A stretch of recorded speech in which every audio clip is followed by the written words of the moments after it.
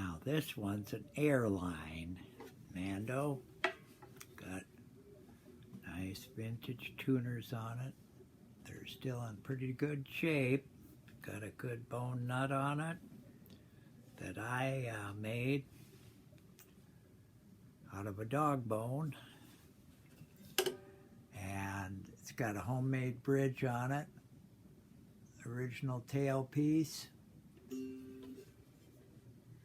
No cracks. It's got a pretty decent scratch right there, but all these really old mandolins, there's something going on with them. They aren't up to snuff. It's got a painted binding on it rather than a real binding. Makes it look kind of fancy. I made the scratch guard out of a nice dark mahogany. And this is an unusual feature. I made it. It's an extension for the fretboard, but the reason I did it is the fretboard was just toast from here on up. It was curled up like a potato chip because there's no connection under fretboards for mandolins. They are float out over the body, and that's why I got it cheap to work on. Reasonably cheap, at any rate. I just cut off the offending part of the fretboard. I don't go beyond the 12th fret much anyways myself, so I got it to play. And the action could be lowered. It's quite high right now.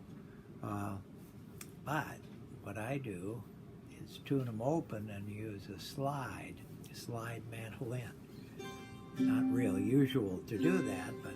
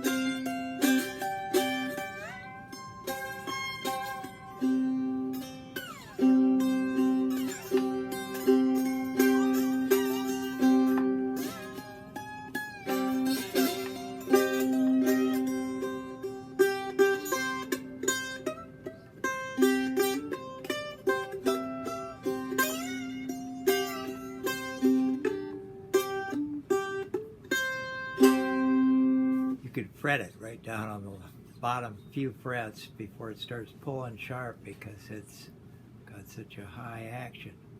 The action could be brought down a little by sanding the bottom side of my homemade bridge or getting an adjustable bridge, but my homemade ones are pretty nice.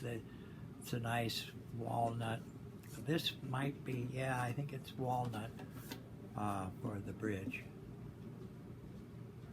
Airline. This one is a Mand 8, a Mand 8, a more modern, cheaply built, but pretty fancy looking mandolin. It's dusty.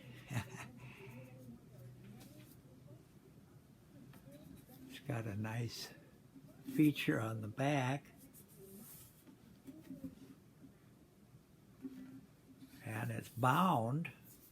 It's got some fancy ideas to it, and it's a K. You can see the K tailpiece, a very attractive looking thing, but it's got problems. Main problem is right here. This F-hole is collapsing in a little bit, so it dips down across the body a little, I've got the bridge raised up pretty high. This one's really a fixer-upper. It's got very low action right at this point, but it has a slight roll right here in the neck where the neck reaches the body. And that's causing it with such a low action that it is right now to bottom out on that one. You fret it up. It could be plenty playable if it was just a little higher action.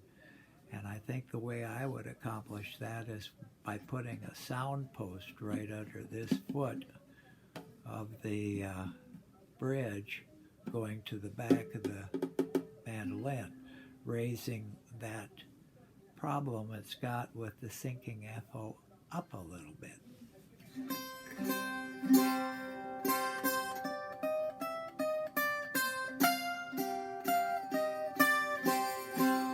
It's really got a pretty darn nice sound to it. Once the problems are taken care of without taking it apart or anything, well, I think it'll be a fairly decent mandolin. And I bet you Tony can do that sort of thing to fix it a little. It's just a matter of a dowel going from under this foot of the bridge down to the bottom of the mandolin, like a fiddle. It's got a arched back, so it should be able to stand that. It's got basically a flat top. I don't think the whole thing is caved in at all. Over on this side it's pretty flush, so I don't think it's sagged down too much. But it's to be messed with. It's a beater.